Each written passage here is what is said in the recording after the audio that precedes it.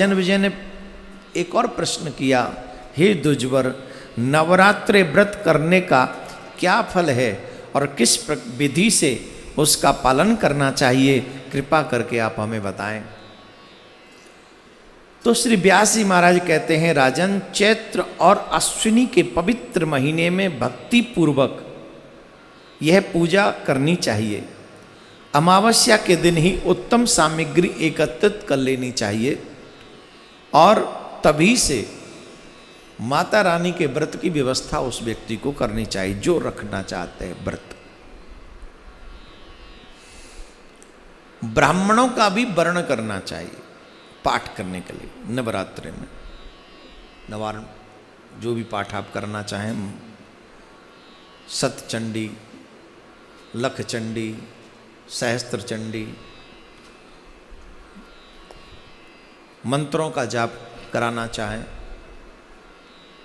दुर्गा सप्तशती का पाठ कराना चाहें, तो उसकी क्रमश या तो 11 या 5 या 3 अथवा एक ब्राह्मण का भी वर्ण आप कर सकते हैं और सामर्थ्य अनुसार उन ब्राह्मण को प्रसन्न करके विदा करें। अधिक कृपणता नहीं करनी चाहिए, क्योंकि ब्राह्मण जब प्रसन्न होता है और प्रसन्न होकर जब आशीर्वाद देता है तो वो आशीर्वाद उनका नहीं होता है, वो आशीर्वाद माँ देती है। और जितना आशीर्वाद ब्राह्मण आपको उस समय देकर जाएंगे जिन्होंने आपके यहाँ पाठ किया है, उतना ही आप जो है यशवान, धनवान, वैभववान, आप उतने ही संपन्न होते चले जाएंगे। बोलो राधे राधे। जोर से बोलना पड़ेगा और जोर से। सुख पाने की अभिलाषा हो, वह संपूर्ण कामना पूर्ण करने के लिए भगवती कल्याणी का निरंतर पूजन करते रहना चाहिए। शत्रु का समन करने के लिए भगवती कालिका का भक्ति पूर्वक आराधना करना चाहिए। भगवती चंडिका की पूजा से ऐश्वर्य एवं धन की पूर्ति होती है। राजन, किसी को मोहित करने के लिए, दुख दरिद्र को दूर हटाने के लिए, संग्राम में विजय पाने के लिए भगवती सांवी का सदा पूजन करना चाहिए। किसी कठिन कार्य की सिद्धि करते समय अथवा यदि दुष्ट शत्रु दुख दे रहे हों तो उनका संहार करने के लिए माँ भगवती का पूजन करना चाहिए। ये नवरात्रों में विशेषतः सिद्ध हो जाती है।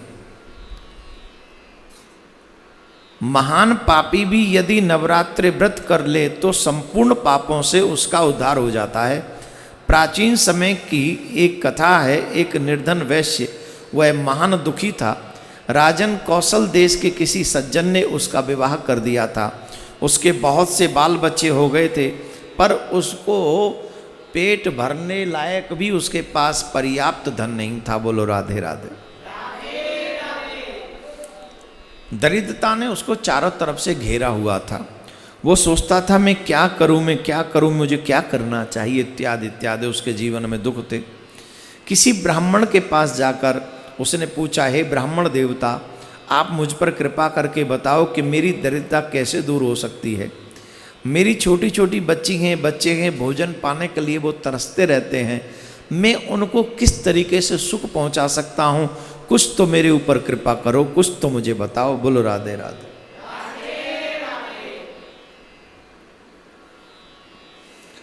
तब उन ब्राह्मण ने उनसे कहा, हे महानुभाव, अगर आप चाहते हो कि आपके जीवन की दरिद्रता आपके जीवन से समाप्त हो जाए तो आपको नवरात्रि का व्रत करना चाहिए। ये जो नवरात्रि के व्रत हैं बड़े ही सुंदर हैं। भगवती जगदम्बा की पूजा, हवन और ब्राह्मण भोजन कराना चाहिए। व्रत के सर्वदा पालन करने से ज्ञान और मोक्ष तथा सुलभ हो जाते हैं। सुख और संतान की प्राप्ति होती है तथा शत्रु के पैर भी नहीं टिकते जो माता रानी के नवरात्रों का व्रत करते हैं। उन्हें भगवान श्री राम ने भी ऐसा वो एग्जाम्पल दे रहे हैं वहाँ पर कि भगवान श्री राम ने भी माँ भगवती का पूजन किया है। प्रसंग याद करेंगे तो आपको समझ में आ जाएगी। ये प्रसंग कब का है? बोले सुनिए, ये प्रसंग है जब सीता मैया का हरण हो गया था और भगवान श्री राम उस समय किष्किंधा में थे।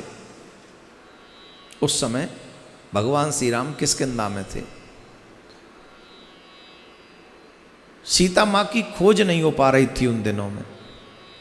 तो जब खोज नहीं हो पा रही थी तो उस कठिन परिस्थिति में भी भगवान श्री राम ने किष्किंधा में रहकर उन्होंने ये व्रत किया था। नवरात्रि व्रत करके भगवती जगदम्बा का विधि विधान से पूजन करके उपासना करके उनको जनक नंदनी की प्राप्ति हुई थी। इसलिए हम सबको चाहिए कि हम जो भी चाहते हैं कि जगदम्बा का पूजन करें, व्रत करें, इत्यादि इत्यादि।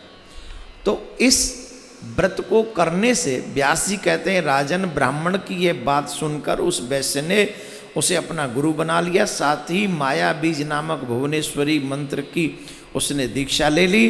फिर नवरात्रि व्रत करके संयम पूर्वक उत्तम भक्ति के साथ उसने अपने जप आरंभ कर दिया।